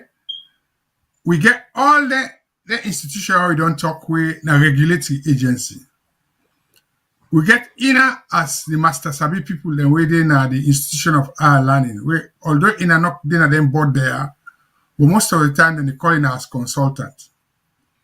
Then you get the construction industry, things to do with standard. Because then country will they we go to get building regulations, the kind of materials we they use for building house, even to the extent that say if I even change my window, I get forget planning permission. So my window. So how can we fix our system? How can we get institutions to work together, which is the three I will call them the building industry, the construction industry, you as the master sabi people them, and the government and the regulatory agency. How can we get it? Because we don't get land commission now. We get boku of the agencies in there. So we're good at setting up agencies. You said don't talk and say resources, not it. Given the limited resources, what do you go recommend how we put this thing together where we will preserve our environment, we will reduce disaster, and we will put standards? Over to you, sir. Now my final question and it's Okay. Thank you very much, sir. We'll therefore go back to basics. As you rightly mentioned, not to just put the institution and it together, we need to make sure say them function well. So let us have people that are committed. Let us have the experts. Let them be involved. Let me equip them. Let give them the resources. Put them to work. There are people out there we get a lot of knowledge and get the expertise, but they are underutilized. They are underutilized, you see. So let us identify those people, who put them to work, give them the resources. I'm sure they will be able to perform. And the next thing I want to talk about is synergy. Synergy is very important because sometimes efforts then can be duplicated. This they do one thing where the other sector said they do. No, let us try to have a clear line of demarcation. Let us not duplicate things. You can get one regulator where they perform the same role as another regulator. No. So all the problems in the way we don't identify, let us make sure so we correct them. And I want also talk about how we appoint people to the commission and committee them. I believe say people and they with various skill sets, and be able help for make the institution and they function well. But we need to forget people with technical skills where will provide advice, because some of the agencies then they for implement on behalf of government. But if you not get people with the right skill sets, they're not able monitor and see waiting the people and the way they give contract to the do. So you see, okay, just hold your thoughts there. I thought you were going to make a record because we don't get no caller, but I think we get one caller on the line. Mr. Shilon, your usual prompting, sir. Hello, caller. What's your name? Where side you call from? Hello, caller. Hello. Hello. Yes. Oh. Hello.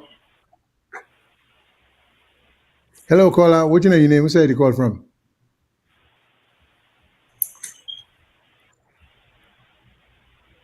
Hello, caller.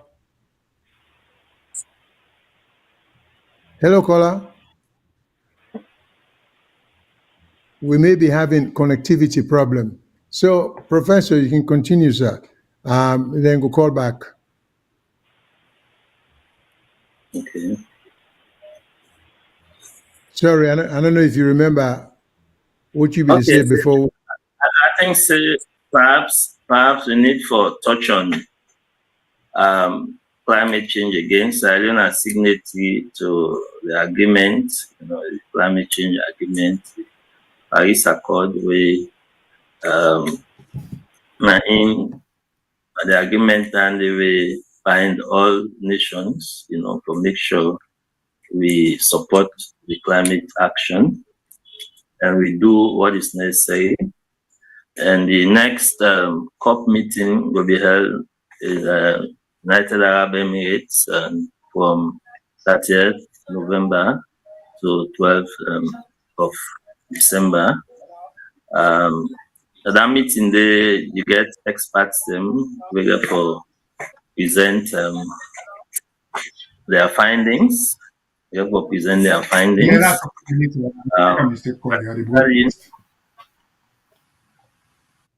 Yes, carry on, Professor. Carry on, sir. Yes. Because now we know, say, countries them like United States, China, Russia, Brazil, India, then are the biggest emitters of greenhouse gases. Africa, especially Africa, South America, and other least developed countries, then they contribute less than 1% of these greenhouse gases. When it comes to impacts, then they feel the impacts more than countries there. So then meetings there, like, hold them for we'll see how they're able to negotiate with these bigger nations so that we're able to address, the rising greenhouse gases. Now, from 2021, we don't see changes in the figures there. USA will contribute 17.3% of greenhouse gases, while China will contribute 12.3%. We don't know how that will change when we present the next report. Dr. Mark Jones of the Climatic Research Unit has done a lot in one of the leading experts. We don't do a lot to make sure we get to where we are. We get countries where they submit, all countries we don't sign the agreement, they submit a report every 5 years, what they call it nationally determined contribution, where they indicate, for example, how they inventory greenhouse gases, how they adapt, to the effects of climate change and mitigation measures. But you get for they update them every 5 years. So now then reports and they go look at or see what are the biggest culprits and try to get them or commit more or reduce emissions because the targets are zero carbon. We want to get back to zero. Then there will be a daunting task. But the entire world come together.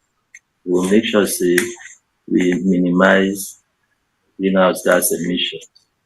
We know, say, country like Salone, we're so vulnerable, we not even get the resources for that. But I see some movements, now we don't get treatment called a coalition, climate change coalition, where small groups and all they come together, but see how best then we're able to engage, engage governments, engage other stakeholders, use advocacy, or speak to power. Sometimes you need to tell these leaders, look, you have to do more. And they use faith-based organizations as well, where they own for speak to power. And then they use technical people for do research, where they come up with, a lot of new material, new findings, new knowledge, where they share I believe say we all, for help, even you we perhaps not get the technical knowledge, but the little knowledge we get about the impacts of climate change, you can pass them on to your neighbor. Let all work together. We are alone in Africa. We don't get nothing to do with this problem. But I really suffer most. Doc, There are hold on, give you negotiations. this is my last interruption.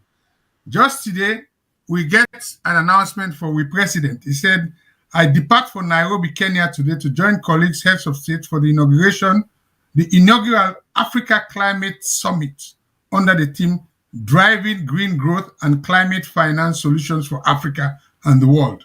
So that meeting will take place from the 4th to the 6th of December. And the president said, I will address the gatherings on Sierra Leone's strategy to build a climate resilient future for the country's diverse ecosystem and the well-being of all citizens during they talk about innovative green growth, climate finance solution. And one of the things that the finance and how the countries, the way they pollute more for help, where they pollute less. So let's say they may put in a private jets there with the president for going at this summit. Waiting at the advice we go give and also explain to people that waiting they understand by this whole issue of what you understand. Break it down for the finance side and also driving green growth. What do I mean by that? I think it's my last take on this one for you, sir. Well, as I say, we get a whole ministry of environment and climate change. So the mandate of the Ministry of Environment, that they don't extend them, will include climate change. It shows how important climate change is. Most countries get either a ministry or a department of climate change. So, I mean, the importance cannot be overemphasized. Now, when we talk about green growth, we talk about development where they use, sustainable energy. I mean, we are in a transition, energy transition. It's unfortunate that we not even start the discussion with. But countries and they far ahead. We don't do a lot. They don't come out with policies on energy transition. Because the use of fossil fuel, then they phase out. They phase out gradually. Renewable energy sources, the world feels say we're able to bring, the emissions down.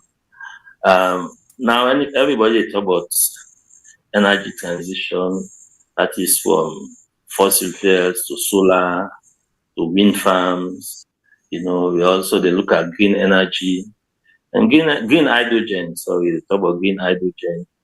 You see, they all get the advantages. And let him finish. Let him finish. I think we'll get the call again. Oh boy. Okay, go ahead, sir. You see, hello. So Okay. we get for strategize as a nation. Let we know who side we want day, or let we know who side our position yourself properly. I think this discussion about energy transition, it will start sooner rather than later, because fossil fuel we get countries then we now fossil fuel and depend on like Nigeria. Nigeria then they export one of the biggest, if not the biggest exporter of crude oil in Africa. But you will find out say if they not join this train, for make sure they develop renewable energy sources, their asset then they will become stranded. Now they talk about stranded assets like oil and gas, nobody want again. So now perhaps we want to make sure they sell out quickly so that we're not able to lose. We're not able to lose much. But we get for start this discussion first, maybe at cabinet level, and also we try for begin make policies and possibly legislation on energy transition. It's absolutely critical that we start that debate today and we involve other stakeholders as well. We'll begin, organize forum, fora, even international, for make sure we participate, make sure we contribute to the debate, and I believe say will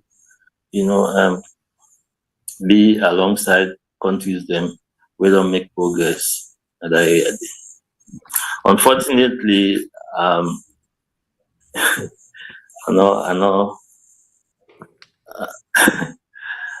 know able make at that conference day, but I look forward to making it to COP28. All right, sir. We'll get a caller. We answer him. Hello, caller. What's your name? Where you call from? Mr. Shilo, my name Joseph. I call from Denmark. All right, Joseph. Thanks for calling. So, hello, Joseph. Go ahead. I call from Denmark. Yeah, go ahead.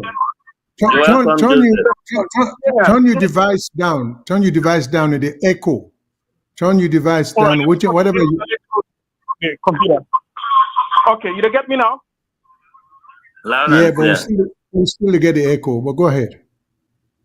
Okay, now because of the my computer, they use my telephone anyway. Let's see. You got to switch one off. Okay, I don't switch the computer off. You get me? Okay, that's good. Yeah, Professor, all what you talk down are true. But what do you mean they say that certain things actually will fail to realize when we talk about energy? First of all, energy in a sense is that we not get electricity for power, the water. For that places get water. That's number one. And apart from that, from where we small will they come up. Rainwater, when rain come, we get water. When rain not come, we not get water during dry season. Then the other thing I want to say again is that, as the professor say, man, it's like we're serious. We don't know what to do. Sincerely.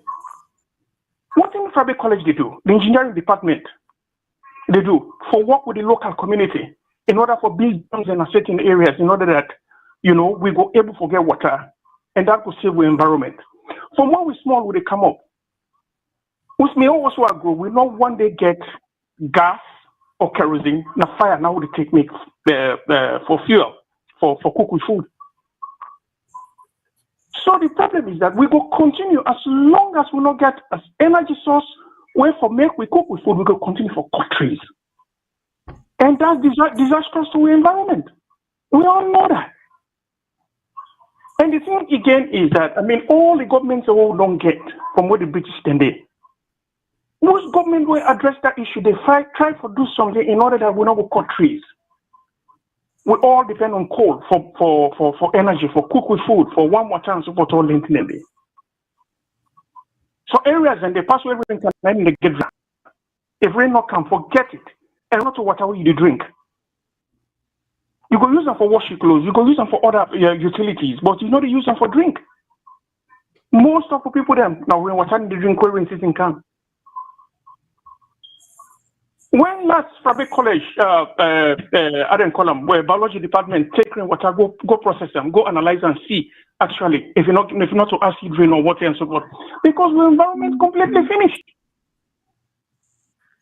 And what do they say, Mr. Shilon, for now we fix that problem there. We get for involve the engineering department in Fabric College for work with the local people, and government go for giving the support. I want to give you an example now. Them people where they do Razak farm or around Freetown or whosoever, within the cook omole. These are scientists where they brew omole without themselves no say they're a scientist. When last you get a student from Fabric College in a chemistry department, come down to that local omole yard day, see how them people are the process is omole.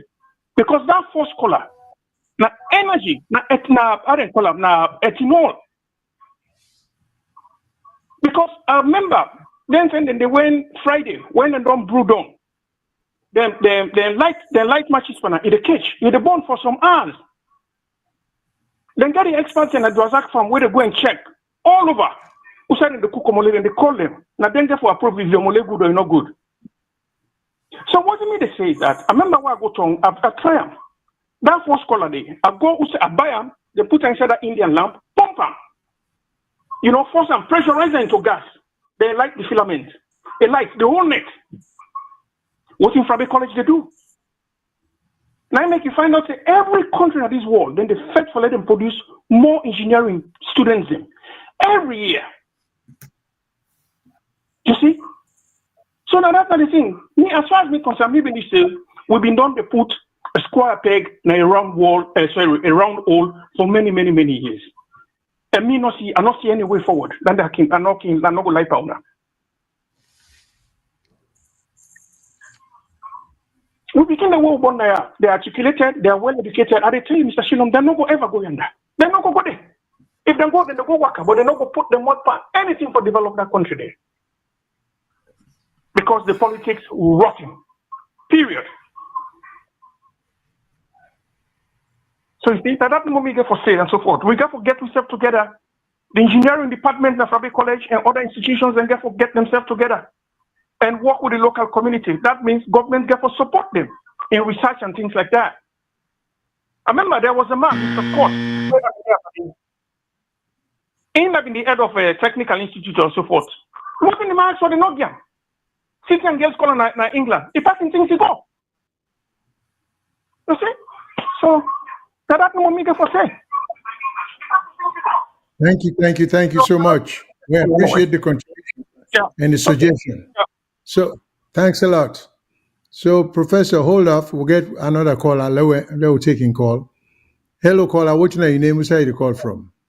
So Professor, hold off. We'll get another caller. Let taking call. Ezekiel, I call from Washington. Ezekiel, I call from Washington. All right, sir. Thank you. Go ahead. I definitely want to agree with the previous caller. We get institutions and, all the advanced country here, any technology, any advancement, now from the research department, now the ideas and they come out.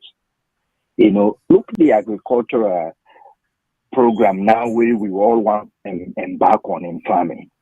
Jala na agricultural university. When last then don't even simple orange, we then don't biochemically make them in a way that way you go able to produce and get abundant yield from us. This country here, Florida, that place they get sunshine. Now they orange they come out season round where they get fresh orange from Florida. Over 100 years we then do that advancement. You they get orange, they way full of water, sweet water, no seed. They've been done program down there and make up for let it yield 100% of result. We get a university, win agricultural university up to this time, make any advancement of any of we see them so that you will get 100% yield from us. What thing they happen? Why they not make that request from government for research group way than they do? Just recently, Uganda, one of the university research professor, he just developed cassava for get bread out of way equivalent. The same bread way people and they get. How it happened? Simple research he engage himself. All we country don't engage is just take money from picking them, give a free grade, and then they come out. Oh, this not shame. We for begin for whole institution, then everything would they put up by government, but waiting the leaders the way they did it, waiting that they you request, waiting that they you press for let we get good results. All now begin for show love for we serve in this country, and that what I mean by love, not to for less speaking can to use it. Oh, I don't fail that class. Do you help me? Then you take what you need for take and get grade. No, we be self-disciplined and begin for because listen, everybody a brain a get capability. All you need for just tickle and small, it go spin around. If you take book and spend few times, 1 hour you read something you don't understand, drop them, do other thing, come back another hour, spend on that topic. Believe you me, it tickle something inside your brain. But we don't make it so simple that somebody no one read and no one do any study. It come to you, it give you small token, then you get passing grade. We will continue for the BN. And this the GUI problem. When they talk about future leaders, and future leaders they begin from like small picking. Selective. I don't know how they call on these days. When it make a video.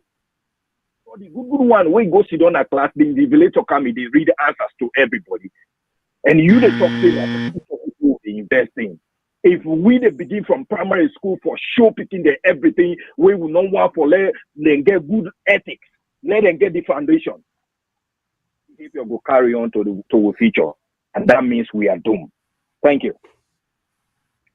Thank you so much, Kola. We appreciate that. Please continue for listening to the program and make the suggestions. We will be consistent with the topic we will discuss because we need every little contribution, ideas. I think that's what will make our country greater. Let me go back to the professor. Professor, if you recall the two callers, them, do you want to address their comments? I welcome you to address their comments if you may.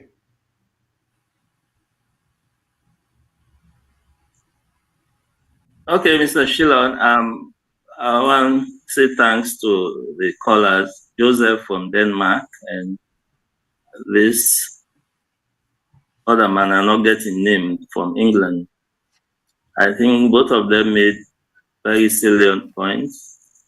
Mr. Joseph from Denmark talk about, government working with the engineering department for make sure so they tap into the expertise, so make sure we're able to develop systems where will work and systems we will use for pass on to the children. He talked about ethanol production, local guru, where we call Omole. Sometimes, the public not they get the opportunity for know what they do at the university, all the research activities, all the innovation, all the things they do, they not they know. In some countries, I mean, UK where I study, I see them university, they get annual open day where then they open the university to the general public and they come and see the work where the university they do. And we've been getting at Fobe College, but we've been on since. I remember the last one was about 3 years ago, where we opened the university to the public. I believe so before we resuscitate that. Very important. It make the public get confidence, yes, we begin then they get the required education where they need for make the future better, and also they contribute to the development of the country. I think this open day, last open day, we get for resuscitator. There's a lot where academics that they do, but as I said, the public not they know. But I think it behoves the people that we need the research findings for go take the research papers and see how they are able to develop policies, from them findings and I mean, the researcher ain't going to do research, publishing findings. The next way they think about now how for do the next publication. So in some developed countries, or in most developed countries, then they make use of the academics. You'll find out, say, most of the policies already they formulate and implement research and they inform them. So I believe saying that would be self-follow, sometimes we can criticize academics, you get the bad things the way some of your colleagues then can do, where, you define any other profession. How you get bad academics, or so you get bad lawyers, you get bad doctors, but the one and then are just a handful of people away, decide to go out of the way and go do funny things. But academics generally are respected because of, the role where they play in national development. We get constraints them way, we can explain, but I believe say if they're able, address them constraints, then we'll be able to do as much, because it's good for compare we and other countries that we don't develop, because we self want reach two-sided knowledge, but there are constraints, financial, you get so many constraints we'll get for grapple with. And until we are able to address them constraints, then we will continue for struggle. You see, we are willing, we are ready. Give us the tools, we'll be able to deliver, we'll be able to help in the development of the nation. Okay, sir. Thank you so much, Doc. I will get another caller if we may just take that. I hope we'll not keep you too long, but please bear with us. Hello, caller. What's your name? Where you call from? Hello, Mr. Shilon. This is Umaru the call from Switzerland. All right. Okay, Umar, welcome. Go ahead. Okay. Yeah, I mean, they enjoyed another call. Maybe one more my we call a make a valid point. We get a professor today at the studio, so I recently talk about research, but in research not only on formal education or a base or they cover every part of the country and every faction of the society. Because what you make a talk so, I see most of the time people with the kind of media now only formal education that they talk about. And we get a chunk of people where they already don't fail that part of the system. They don't look like say them, they're out of the system. Waiting at the research where they go carry it for makes us say them people are safe, they belong. Because what make they talk, so we get the last time the government talked about skill training, they talk about an apprenticeship scheme, all this we need a rebuttal again. And with the rebut research. And for instance, then part there with the no type of drugs, not the way then they take available. But they make sure say the middle manpower, the people who already when they will make it to university, they make sure say they engage them. So in that way, go get a lot of idlers where they think for only take drugs. So but we feel say the people where they do research now at universities them, then say for the research on them and they on an apprenticeship scheme or they advise the government in that direction for make sure so they engage all the youth rather than only they talk about formal education, they talk about lawyer, they talk about doctor. Not everybody go be a lawyer or a doctor in a country. That country need carpenters, it need masoners, it need plumbers. When I say plumber, not any type of plumber or carpenter, but responsible ones. Waiting at the research, where they put at the university, where it go make sure say he advise the government well want towards that direction. Thank you very much. Thank you so much, Umar, for calling. We greatly appreciate that. So, Dr. Thomas, hold 1 second. Let me see if there is another caller. Hello, caller. What's your name? Where you call from? Hello, caller. All right, Dr. Thomas, you can go ahead, sir, and just address Umar this in your comment we make. Okay, thank you very much, Umar from Switzerland. Yes, the informal sector is very important, especially middle-level manpower development. I will give you a typical example of why we need for strengthening that particular area. We had a boom, a mining boom, 2012, 2013, and later the bubble burst, During them boom years, and we get a lot of foreigners will come to the country for can help the mining communities, because we lack the skills.